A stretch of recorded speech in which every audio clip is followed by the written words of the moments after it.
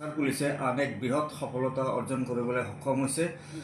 যোৱাকালি আমি দুপৰীয়া এটা বিশেষ সূত্ৰে আমি এটা খবৰ পাইছিলোঁ যে এজন ড্ৰাগছ ব্যৱসায়ী তেওঁ বাইপাছ শিলচৰ বাইপাছৰ চিংকুৰি ৰোডৰ যিখিনি তাৰ পৰা চিংকুৰি ৰোডৰ য'ত সংগম স্থান আছে সেইখিনি জেগাত তেওঁ ড্ৰাগছ ডেলিভাৰ কৰিব আহিব বুলি মানুহজনৰ নাম হয় ৰুহুল আমিন। তেখেতৰ ঘৰ পঞ্চায়ত ৰোড শিলচৰ।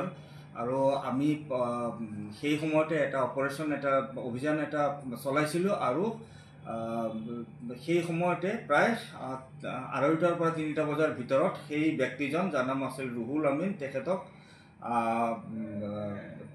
সেই সময়ত সেই জেগাত আহি উপস্থিত হৈছিলে আৰু তেখেতৰ পজিশ্যনৰ পৰা এটাকৈ মোবাইল ফোন আৰু 20,000 ইয়াবা টেবলেট আমি জব্দ কৰিবলৈ সক্ষম হৈছোঁ। ইয়াবা টেবলেটৰ বজাৰ মূল্য প্ৰায় 6 কোটি টকা হ'ব। ইতিমধ্যে তেখেতক গ্ৰেপ্তাৰ কৰা হৈছে আৰু গোচৰ ৰুজু কৰা হৈছে আৰু তদন্ত ইতিমধ্যে আৰম্ভ হৈছে।